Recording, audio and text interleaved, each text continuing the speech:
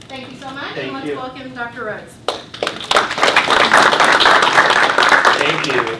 So I got my undergrad in civil engineering and my PhD in civil and environmental engineering. So I'm going to be talking today about basically water quality and some of the experiences and research that we've been doing at Virginia Tech surrounding controlling opportunistic pathogen growth from a water quality standpoint. So we'll kind of deep dive into some of those data.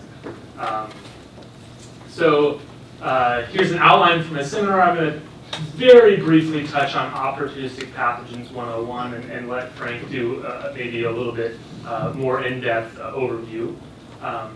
So let's start off by talking about what's opportunistic about them. From a clinical standpoint, they infect people who are immunocompromised, whether that's due to old age or some underlying health issue, respiratory disease, or lifestyle factors like heavy alcohol use and smoking.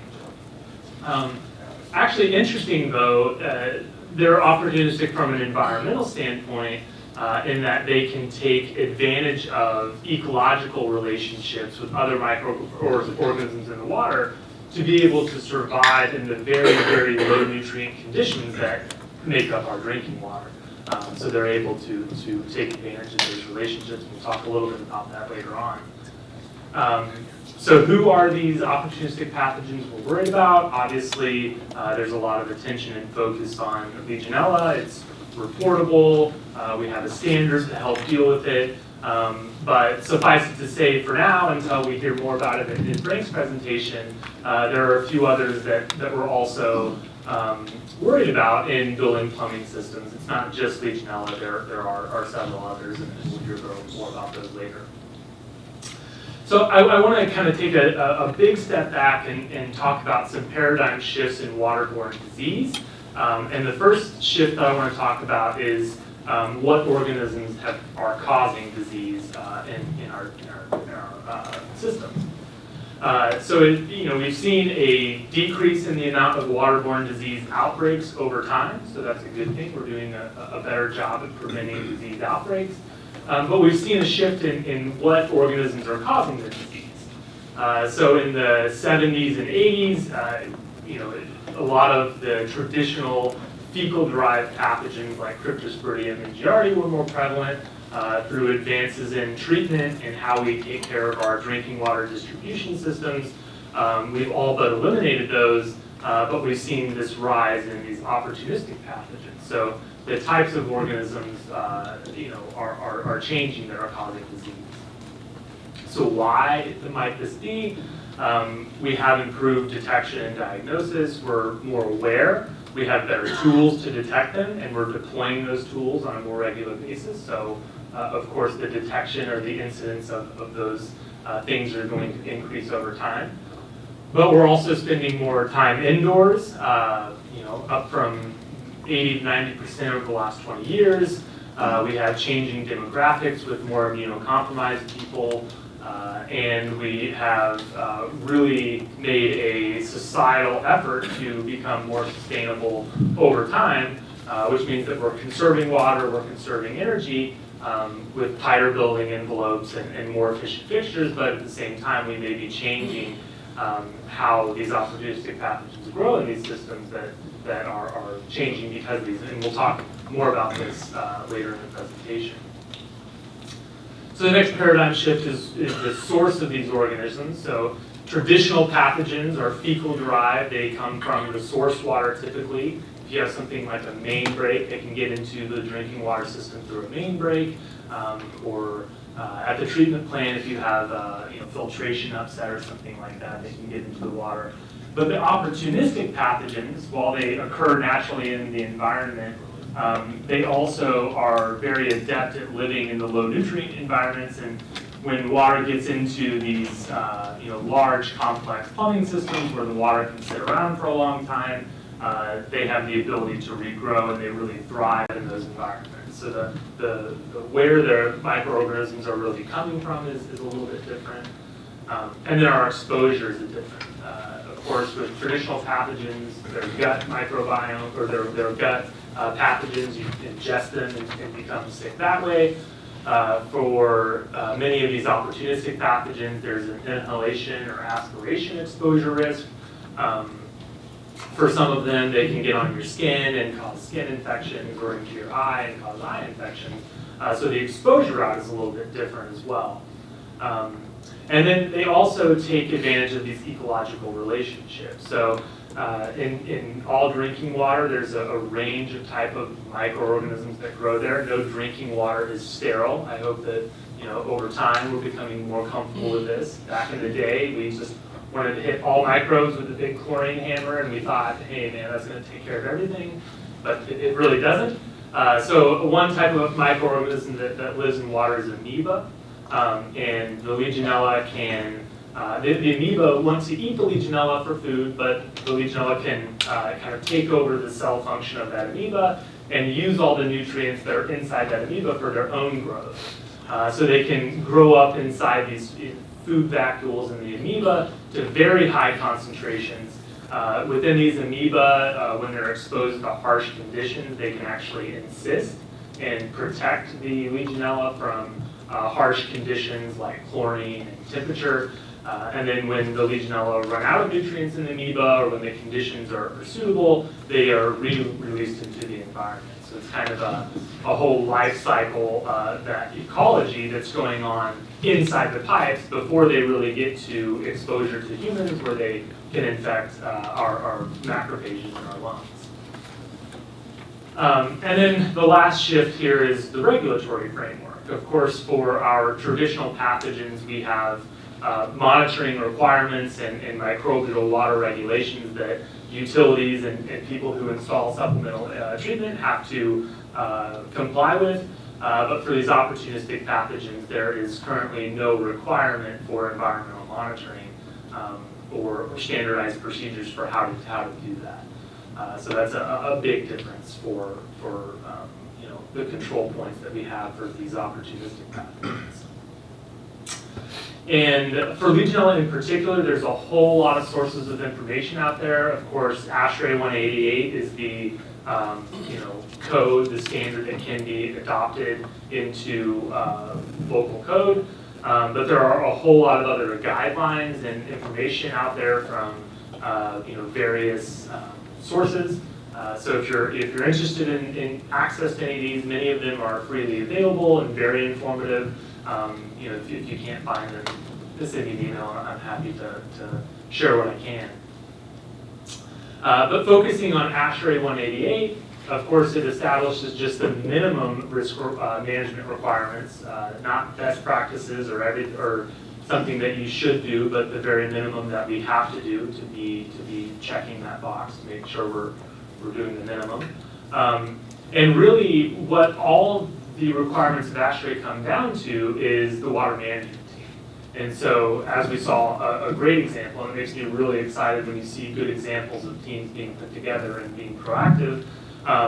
They can go that route, or they can not be as effective. And really, final decision power is on the water management team to make sure that they're understanding the controls they need to implement and making sure that the controls are being followed and things like that. So really, the water management team is critical. And I want to go through a case study looking at really the importance of proper environmental assessment and understanding water quality in systems that have issues.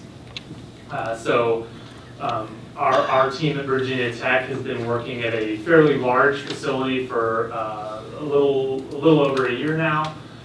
It's a 25-acre facility. They have 48 buildings. It's a retirement home, and they have about 30% occupancy. So they have a lot of issues with stagnation and water age, and obviously the retirement home community is residents with many of the risk factors for opportunistic pathogen disease.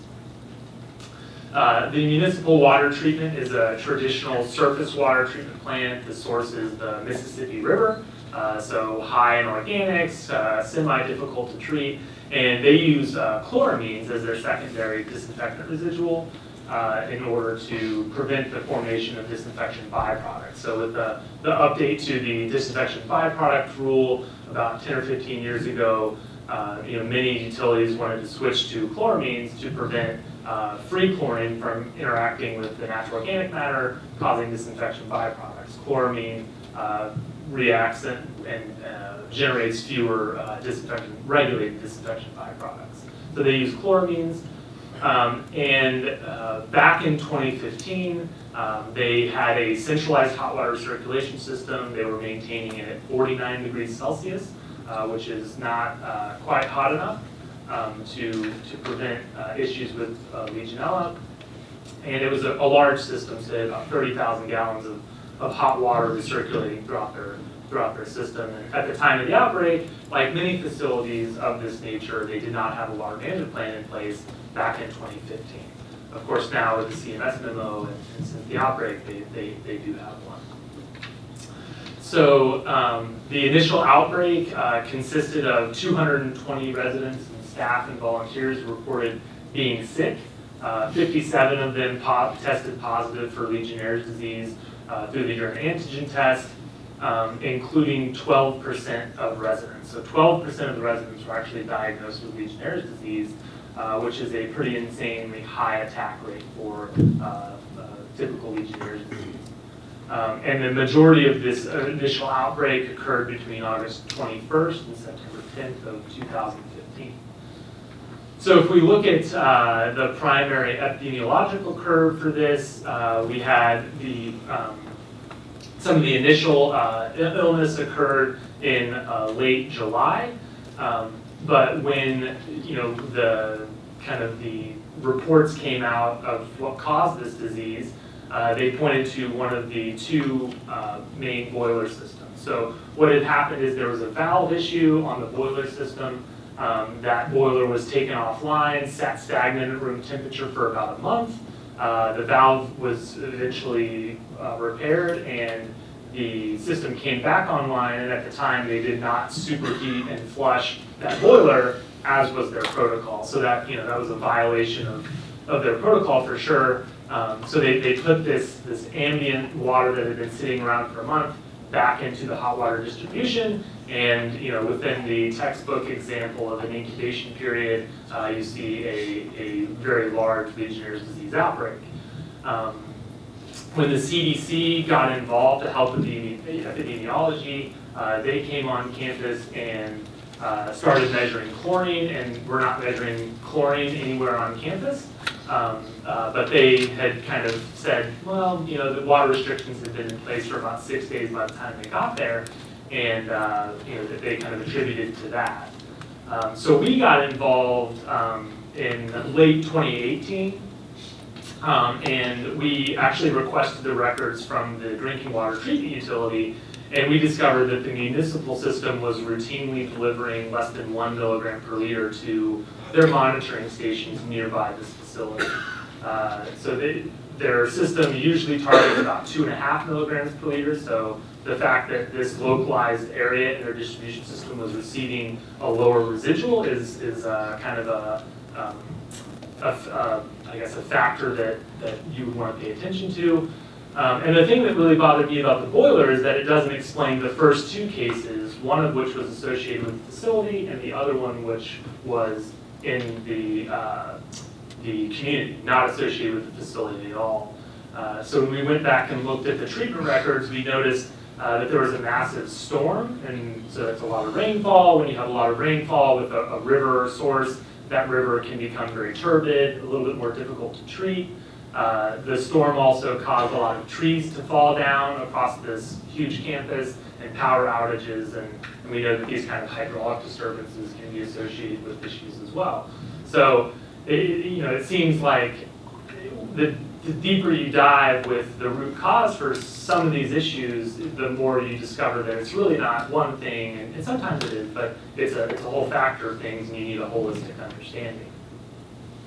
So in response to this, obviously, they developed a water management plan very quickly. They started bi-weekly Legionella monitoring, collecting between 40 and 60 samples per month, which they've been doing since 2014, which is quite a lot of samples. They installed on-site water treatment. They overdosed sodium hypochlorite to breakpoint chlorinate the chloramine residual to destroy the ammonia to establish free chlorine. So they wanted to use free chlorine as their secondary disinfectant residual on campus. And they also installed a chlorine dioxide generator, kind of a 1-2 punch, if you will, just to do everything that they possibly could do in the aftermath of this outbreak. I think there was some politics involved. They also did a lot of infrastructure upgrades, including decentralizing all the hot water storage to individual tanks in each building. And they maintained those at 71 degrees Celsius, which is like 160 Fahrenheit. So very, very hot. And then they used point-of-use mixing valves at individual taps to maintain their state-mandated healthcare temperature level. And about a year into the whole ordeal, they started monitoring routine physiochemistry, chlorine, temperature, pH, and things of those natures to make sure that they were hitting their targets.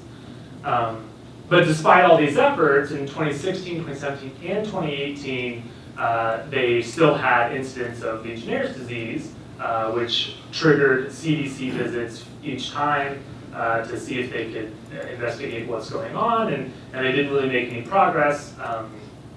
And eventually in 2018, they ended up installing point-of-use filters on every single tap on the building, which I heard a number of $200,000 a quarter. I think they're spending around $400,000 a year on filters.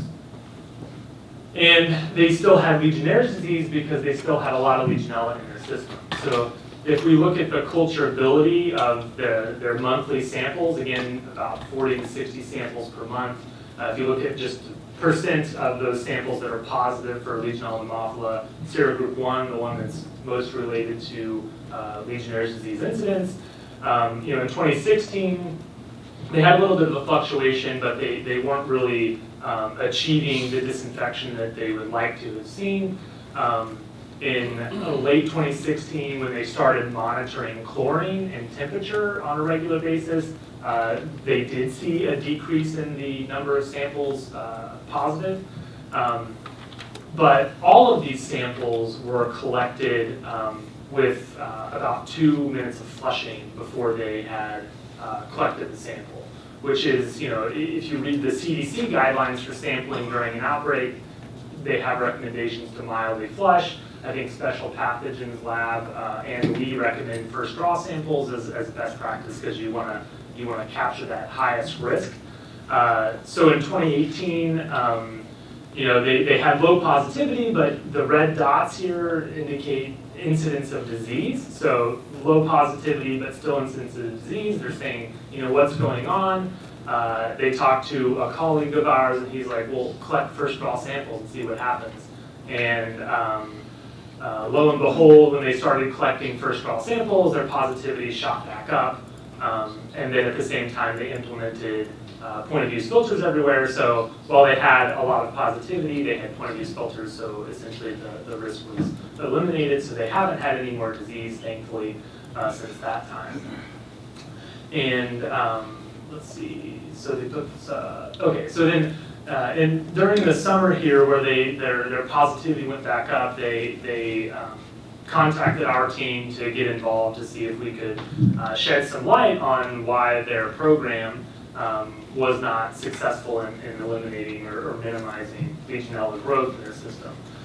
So we got involved, and just to cut to the chase, we worked with them to install converted them back to the city-supplied monochloramine residual. So the city, since the outbreak, had it shed light on their treatment processes as well. They updated their plant in several ways and got a lot better at delivering their residual throughout their distribution system. So that was a positive, and we said, chloramine is more effective for Legionella.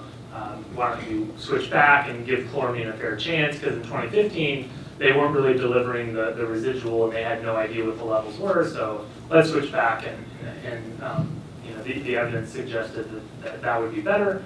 And they wanted some assurance that the monochloramine would be there, so they installed a booster station which we've really used just a handful of times since December of 2018 to kind of top off, if you will, the incoming chloramine residual.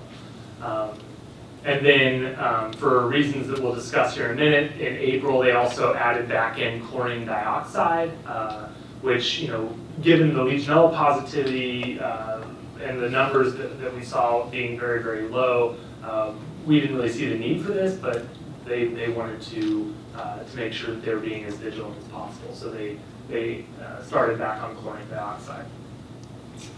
So, we step back and wonder, okay, what's going on with this free chlorine system that it's not being effective? And so that was the basis of our water quality investigation.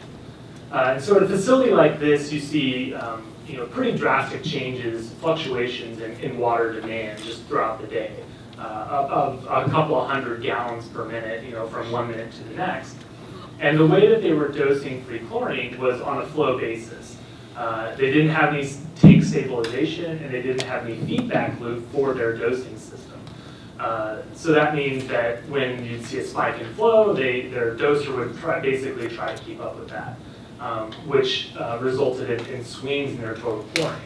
So as a function of flow rate, you'd hope that total chlorine would be pretty stable if you're achieving a good, steady influent residual. But what was happening at their facility was they were chasing the flow up and down. So while they were targeting between 2.5 and 3.5 milligrams per liter of chlorine as free chlorine, they were occasionally, and actually quite often, exceeding their permitted limit of 4 milligrams per liter. And this is a lot of free chlorine to be dosing into the system. Most free chlorine systems operate at 1 to 1.5 milligrams per liter, and they were routinely targeting above 2.5.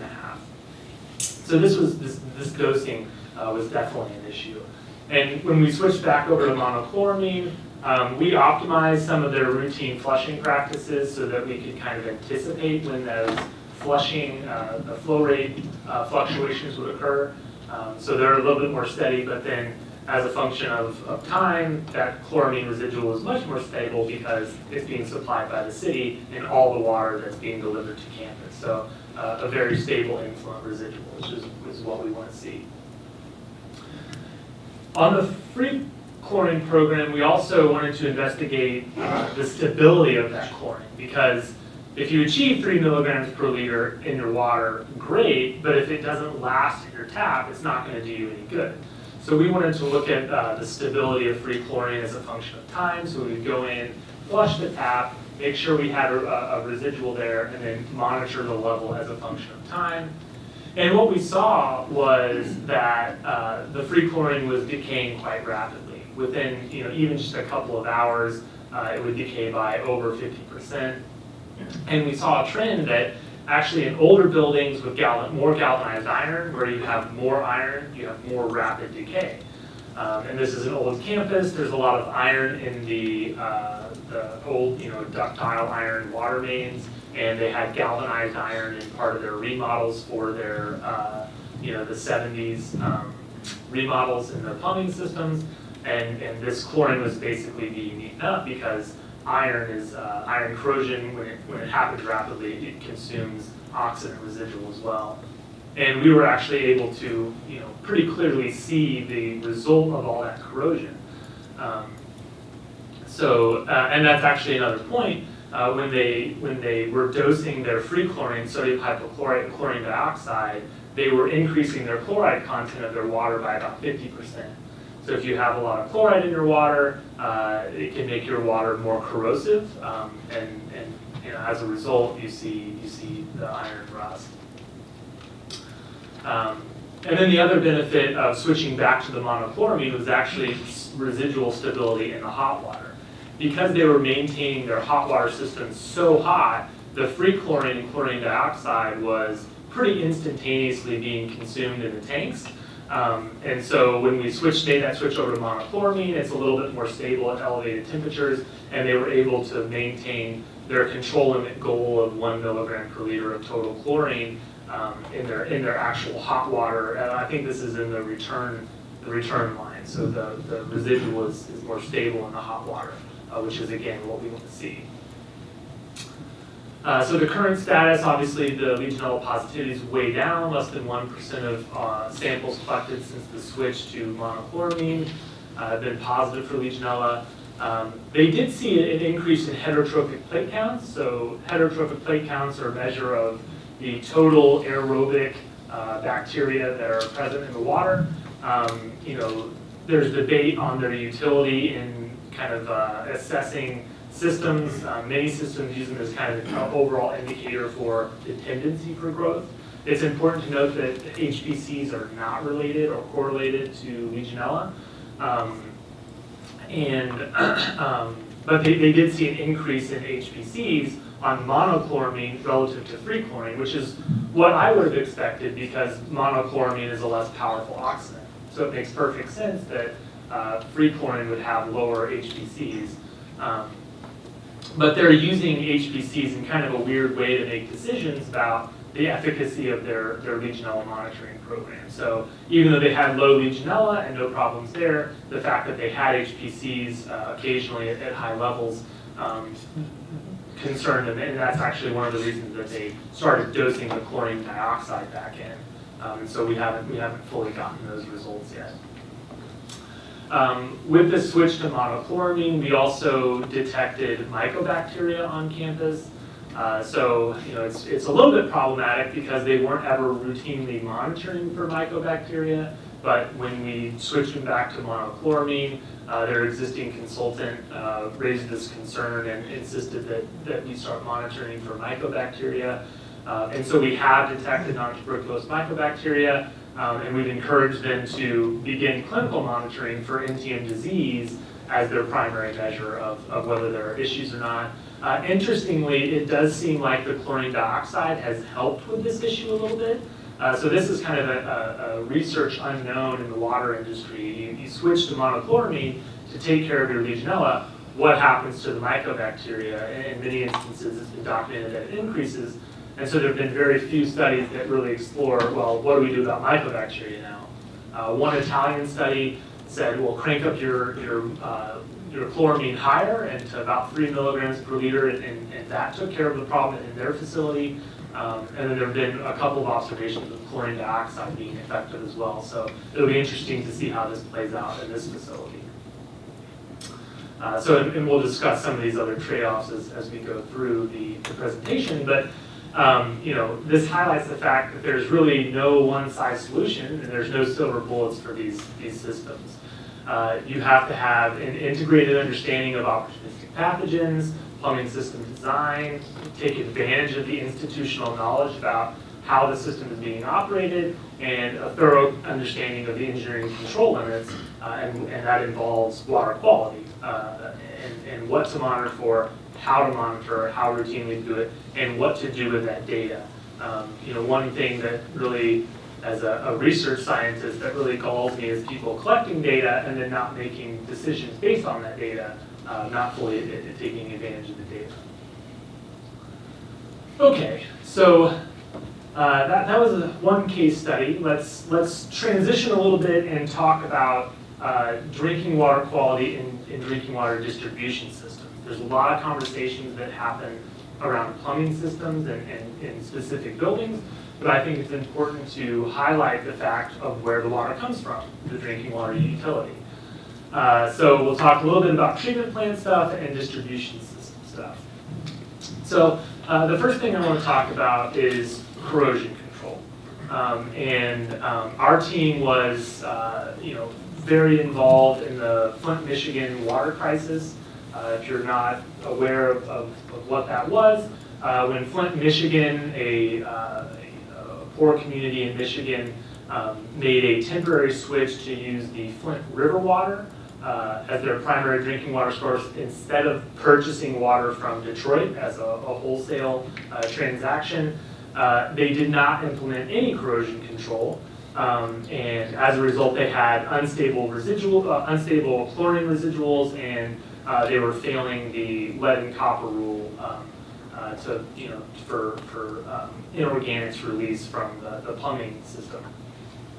And so this is kind of a worst case scenario of what happens when you don't have appropriate corrosion control implemented. So beyond the lead, there was a large, I guess, several outbreaks / clusters of Legionnaire's disease during the 2 summers that Flint was using the Flint River water as their primary drinking water source. Over 90 cases, I think now 13 deaths associated with the system. And when they switched back to the Detroit water, the incidence of Legionnaire's disease decreased back to background levels, particularly once you consider the fact that they were now on high alert and they were more routinely monitoring for Legionnaire's disease. And to just kind of give you an example of where we were a couple of years ago on how knowledge and communication of this disease can play out, in this community, they didn't even learn of the outbreak until after the switch back to the Detroit water. So the community had no idea that the Legionnaire's disease was even occurring until after the fact. So our team happened to be sampling in Flint around the time that they made the switch. So in October of 2015, right before they switched back to Detroit water, we took some hospital samples, and we saw a high amount of positivity for Legionella in those samples just before the switch. And then we went back in March of 2016, so just a few months later, to resample, and after the switch, there was very low positivity of Legionella in the hospitals. And so we wanted to try to link what happened in Flint to why there would be this issue with Legionnaire's disease. And one of the primary issues was the corrosive water. So the water was releasing high amounts of iron. Iron is a nutrient, not typically a limiting nutrient maybe, but to the extent that it's in excess, can only support growth. The corrosion of iron also consumes the free chlorine residual, as we discussed previously.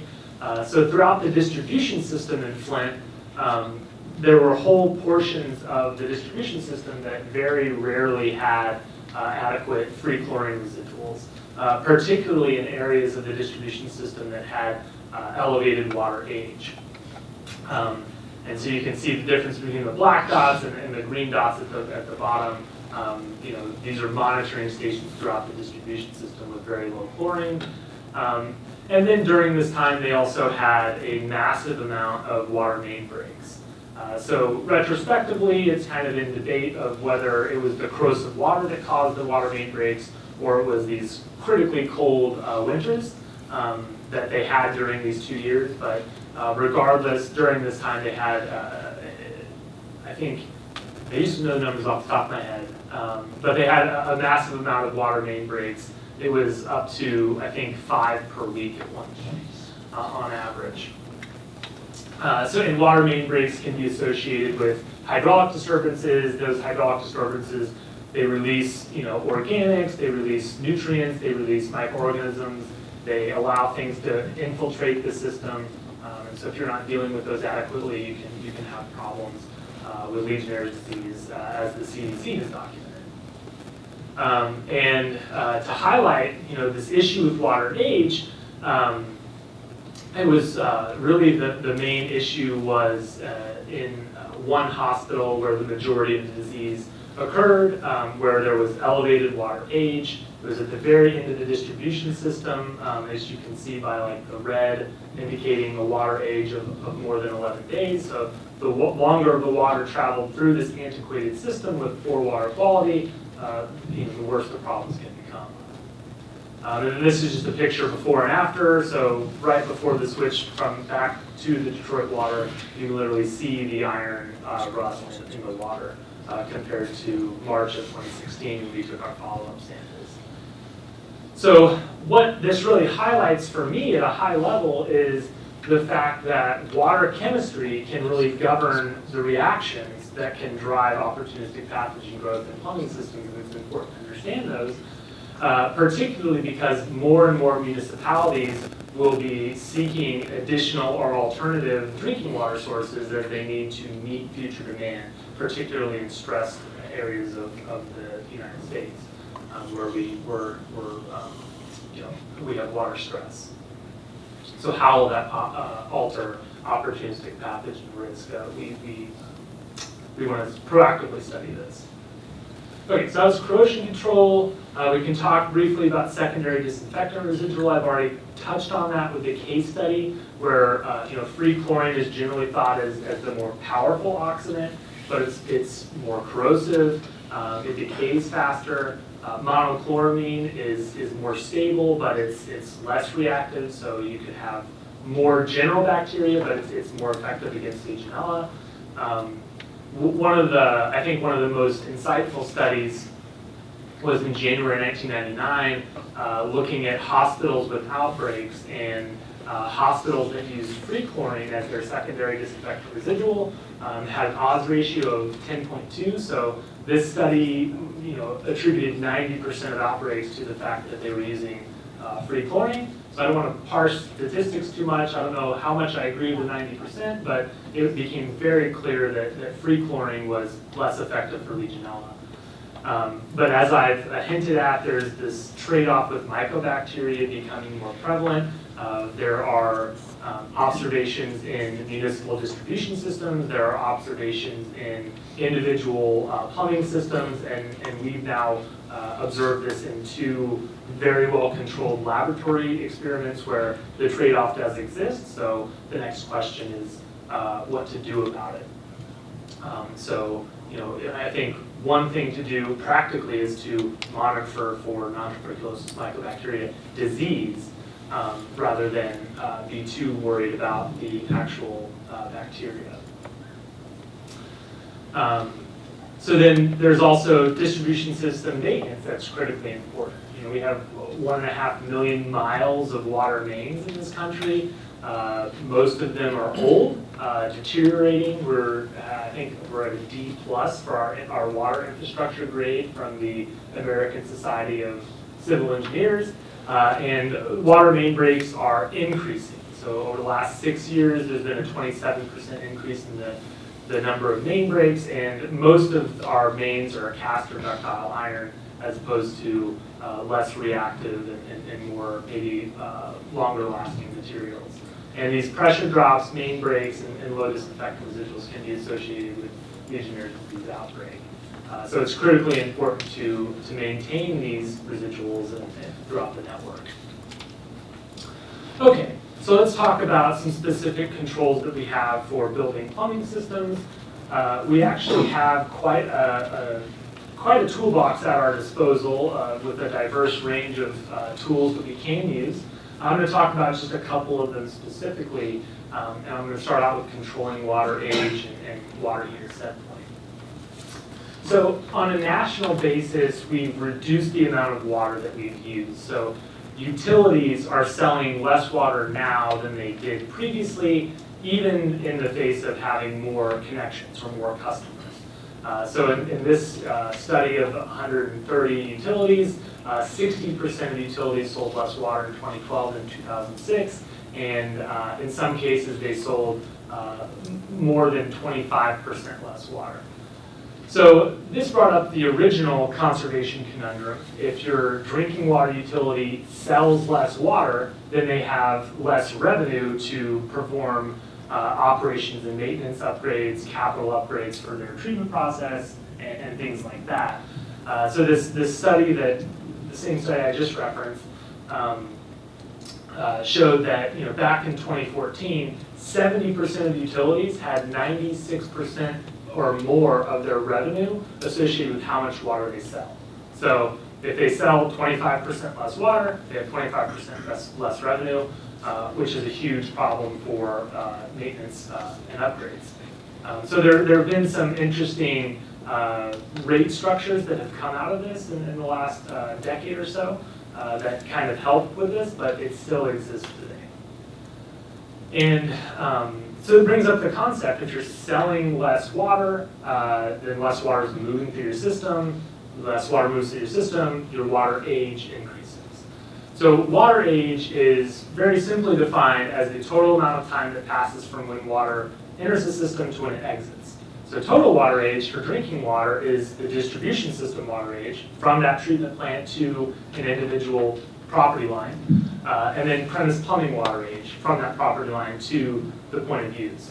And in some utilities, that water age can be on the order of weeks, and then in some buildings and unused taps or low-use fixtures, it can be another couple of weeks or on the order of months. In some cases extreme cases that we've seen. And the water age in buildings is quite easy to understand because we have installed a lot of efficient fixtures and a lot of energy and water conserving technologies. There's alternative sources with totally new characteristics like rainwater. There's all kinds of different heat recovery and efficient fixtures that people install. But the moral of the story is that we're actually pretty good at saving water in buildings, which increases water age. And in distribution systems, we have a long history of understanding that increased water age has many water quality trade-offs. And so this study by the National Research Council and EPA documented all of these chemical, biological, and physical issues, many of which are directly associated with public health. So all of these issues that occur in the main distribution systems are going to be amplified in terms of their complexity and difficultness to deal with in individual plumbing systems, because plumbing systems are so much more variable with how they're designed and operated and materials used and things like that. So if we look at some specific examples, one thing is, okay, if you increase your water age, what happens to the delivery of your disinfectant? So in one case study that we were a part of, we went into a building and we turned on a tap and we said, okay, how long do we got to flush this tap to get a chlorine residual that's similar to what's out in the distribution system? And so at this location, we had to flush for over 80 minutes to achieve above a 1 milligram per liter of chloramine residual, so this is total chlorine. So you can imagine typical low-use fixtures, the recommendation is to flush for a few minutes, once a week, a couple times a week maybe. So in this scenario, that tap would never see a residual, just because of how the system was designed and operated. And arguably, they didn't have a good understanding of how water moved through their system, and if they did, maybe 1 or 2 minutes would be adequate, but in this case, it wasn't. So then, on the other side of this curve, of course, how long does it take to get there? But then again, how long does it last? So similarly, what we saw in the case study that I presented earlier in the talk, we saw a rapid decay of our total chlorine residual at basically all taps that we were monitoring within just a few hours. So if you think about an overnight stagnation or a weekend stagnation, that water's sitting around with no residual in it. And again, this is a chloramine system, and so we really expect the residual to be much more stable. So they had a nitrification issue at this facility where nitrifiers were rapidly destroying the total chlorine. And what we've seen is that taps that are used more infrequently actually have higher rates of chlorine decay. So your low-use tap, you go in and flush it, once a week. The residual lasts a shorter amount of time at that tap than a tap that's flushed every day or multiple times a day, which makes sense because you can have accumulation of organics from, maybe brass or the individual components. You can have biofilm buildup or loosely adhered microbes that are consuming that oxidant. So, more rapid decay with higher water age taps as well. And this also highlights that there are differences in each individual building. So one tap in a building is not the same as another tap. And awareness of that when you're kind of tracking down these nuisance areas in your system is really important. Okay, so then the other aspect of flow is just the general concept that we always just assume that more flow is better, and more flow is going to lead to less Legionella. That's the conventional wisdom. Let's keep water moving through our system. But there have been some counterintuitive observations where more flow actually caused higher levels of Legionella. And I think that this study, Liu et al. 2006, is actually out of Janet Stout's lab with a continuously recirculating system. And so we wanted to try to explore, these differences and why these things could occur at the same time. So we built I guess we call it a rig, a pilot scale experimental rig in our lab. There were two identical systems with a residential water heater. We filtered the water with granular activated carbon to remove the chlorine to make it low chlorine, worst case scenario. We had continuous recirculation around the primary recirculation loop, and then we had distal taps off that loop that we flushed, high, medium, and low amount, simulating kind of a range of worst case scenarios and a real plumbing system.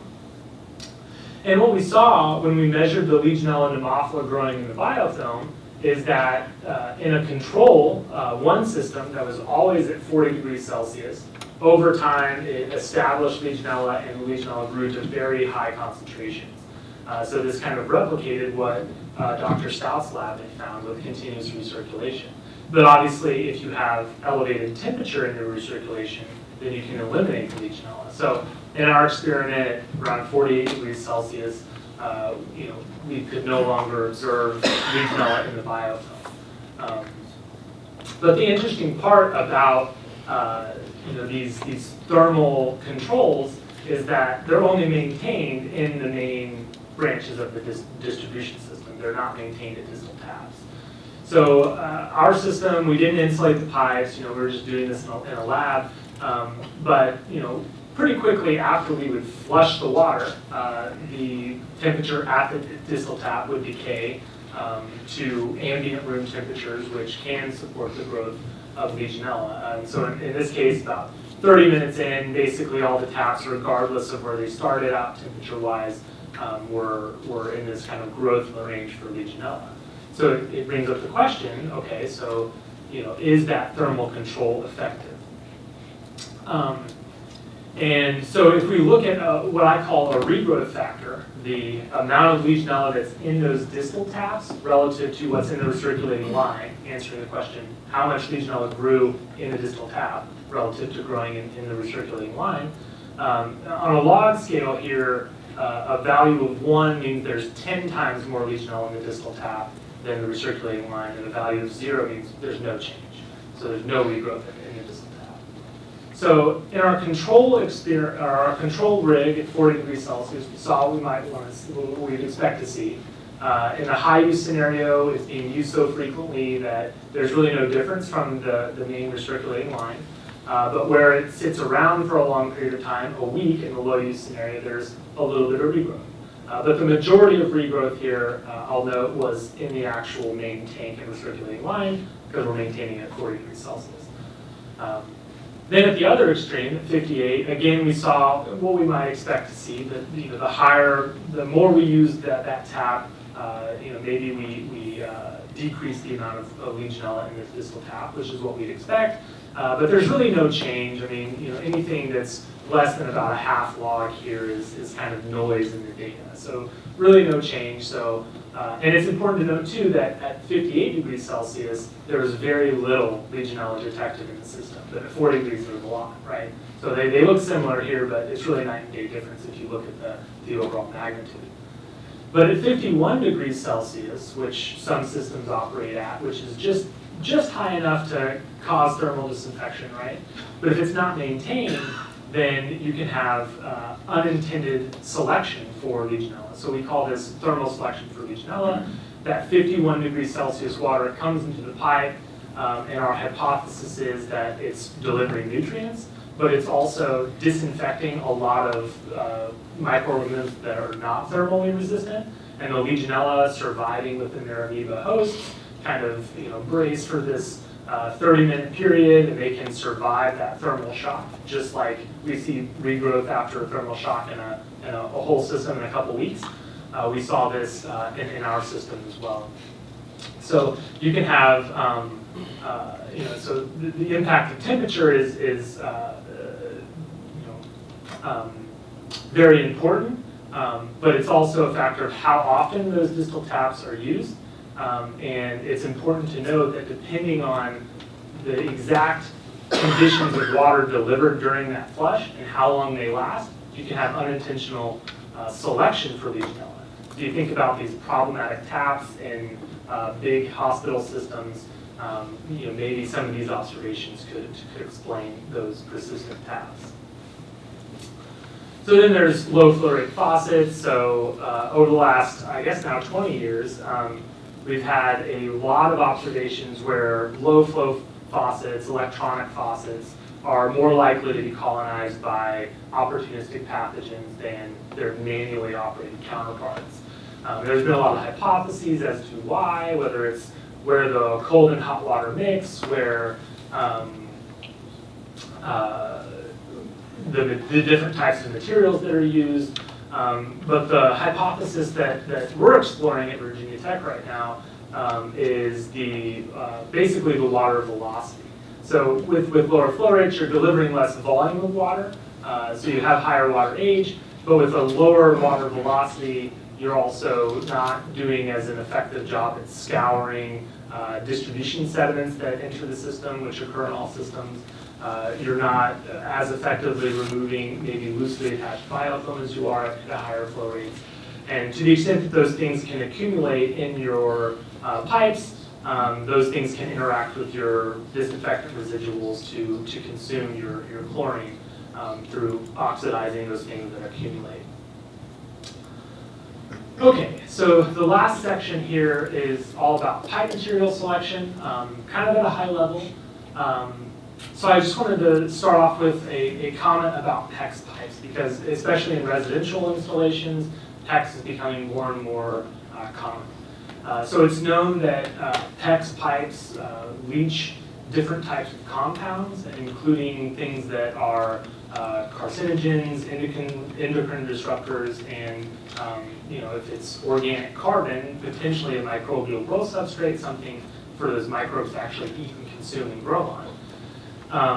So the question is, how much of this stuff gets leached and how long does it stay around? So Andy Welton at Purdue University has done a decent amount of work on this, and from what his observations are, is that yes, there's a lot of organics that can leach from these pipes, but it's relatively short-lived.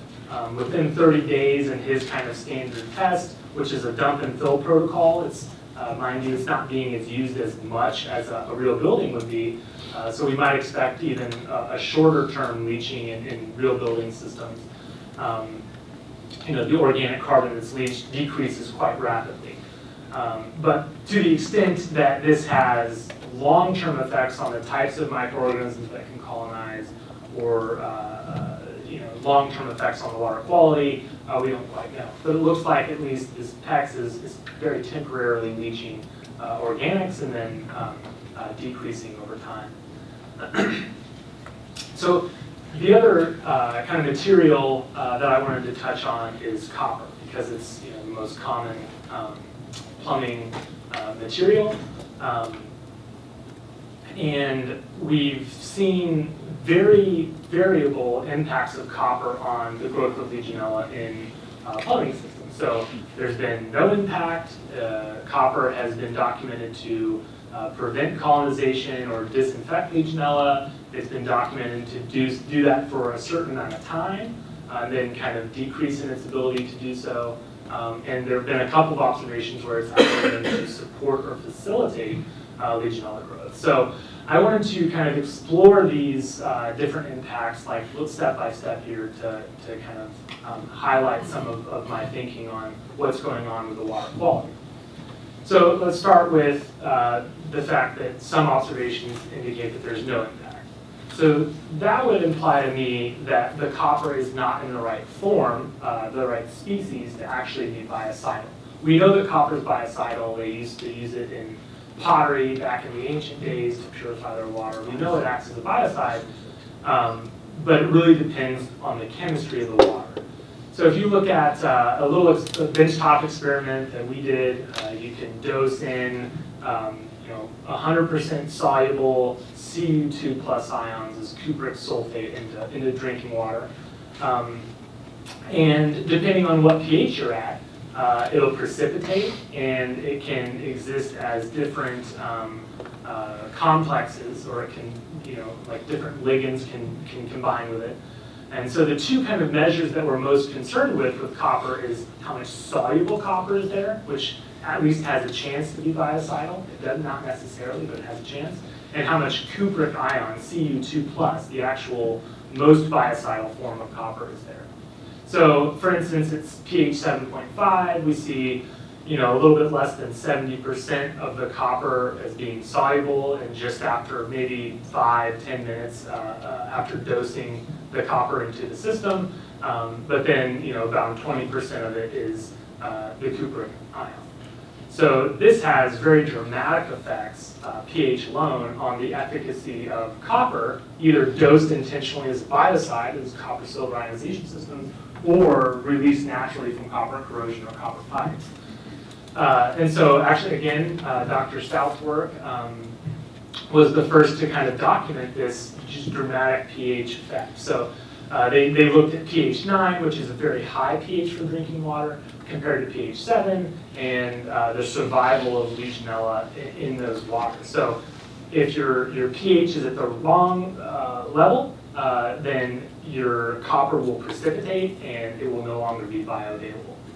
So this test pH 7 to pH 9. As you can see, at drinking water relevant pH is 7, 7.5, 8, 8.5. We see this kind of gradual effect.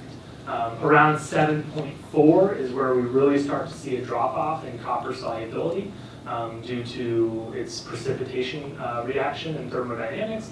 So pH 7.4 is kind of like the magic number for precipitation, and you would want to keep an eye on that if you're relying on copper as a disinfectant.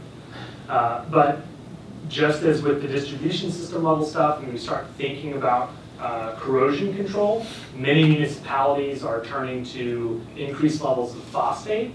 And so if you dose phosphate into your water to form this insoluble scale layers on the inside of pipes, that phosphate, any free copper that gets there, is going to grab up that copper and precipitate it out. So the phosphate addition is also concerning, and that's an ongoing trend over the next probably 10 years that we'll see that. If you look at, just as another aside, if you look at copper levels in municipal monitoring programs, we've decreased from like 1990 to 2015, we've decreased the amount of copper, background copper in our monitoring programs by a factor of 3.5. So when you consider what's going on with total copper, the factor is 3.5, but what's going on with cupric ion, it could be much more dramatic. So something to consider. So that's no impact. Then there's the temporary benefit, where you have a new copper pipe and you see great benefits. There's no Legionella in my brand new copper because it's corroding, it's releasing copper when it's new. So this is a study out of the Netherlands where all the black solid dots are copper, and you can see at the beginning of the experiment, the copper looks very much better than the stainless steel or PEX because it's releasing copper ions. But over time, as the copper is exposed to that water, the copper ages, it releases few copper ions over time, it starts to form that insoluble scale layer, and then by the end of this experiment, which was actually a couple of years, which is impressive, the materials look pretty much the same. So over time, if you're using copper pipe or you're relying on copper pipe, you may be changing your ability to control Legionella over time. So then the real doozy is, why in the world would copper support Legionella growth? So we have a couple of hypotheses that we're looking into. One of them is maybe pretty obvious to anyone who's done some field sampling. Maybe it's an artifact of sampling. As a function of stagnation, copper is released to the water. You get more copper, while as a function of stagnation, there's less residual, and you get more Legionella too. So maybe it's just co-occurring, and they're not really interacting at all. So it'd be the same category as no impact, but you're kind of fooling yourself by what you're measuring and how you're measuring it. One explanation could be through copper corrosion. So copper corrosion has been documented to rapidly consume free chlorine and chloramine through its corrosion reactions. So if you have less oxygen in the water, then your ability for Legionella to grow is obviously elevated. And then, one kind of hypothesis that I've been working on for a little over, I guess, 2 years now, is a hypothesis about a hydrogen-stimulated food web for autotrophic organisms. So bear with me here. When you have dissimilar metals like copper, iron, aluminum in your plumbing systems, the copper can deposit onto lesser noble metals and create what's called a microgalvanic corrosion cell. So at that deposition site where the copper actually plates onto aluminum or iron, at that site, the dissolved oxygen can be very rapidly consumed. So if you think about corrosion, how does corrosion proceed? Well, you think about it consuming dissolved oxygen. If there's no dissolved oxygen and your aluminum anode in your water heater is wanting to corrode, it's going to corrode through a hydrogen evolution mechanism potentially. And so we've documented in a couple of different experiments where copper can cause rapid and high levels of hydrogen evolution when the electrochemistry is a little wonky in your tank, which occurs in real practice. But then that hydrogen that's evolved can then be consumed by autotrophic organisms that can use it as an electron donor. Instead of organic carbon, it's growing essentially on the hydrogen. And then through that biomass, the autotrophic organism biomass that's consumed the hydrogen then supplies the amoeba and Legionella with an organic substrate to grow on. So we're exploring this, in our lab right now. There's been, one study in particular in Germany, a residential hot water recirculating loop where we really feel like this contributed to what was going on in their system. So kind of thoughts on the material front, but I guess overall it's unclear to what extent material alone impacts the opportunistic pathogen growth. There are definitely scenarios where it has a very meaningful impact, but for the majority of scenarios, it's most likely that there are other overriding factors that are likely far more important in typical systems. So, I'm interested in the worst case scenarios where stuff really goes wrong, but in most scenarios, you can really look to temperature and disinfectants, whether they're oxidants or heavy metals, to explain most of your opportunistic pathogen growth.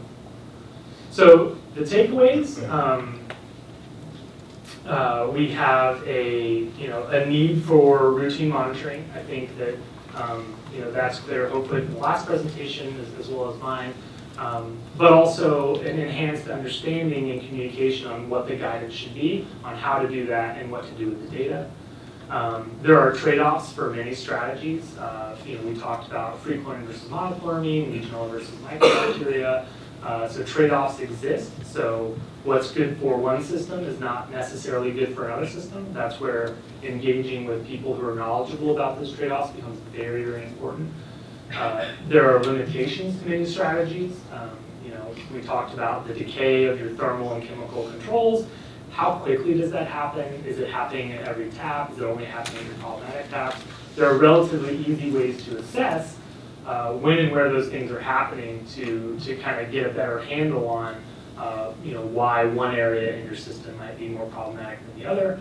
And also you have to incorporate all aspects of water quality. So that brings up the teamwork. We have to have the on-site knowledge of the system, that institutional knowledge that the plumbers and mechanics that are out there on the front lines.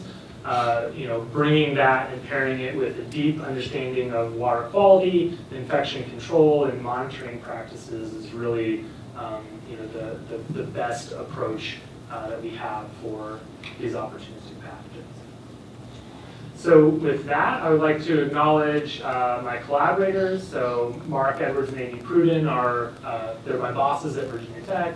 Joe Falkenham and Andy Pierce are also at Virginia Tech. If you've never heard of their work, you should contact me and I'll share it with you. Joe's a mycobacteria expert and Andy is all about sustainable systems. And then obviously my financial support for all the work that I've done and some other people who have been very, very helpful. So thank you.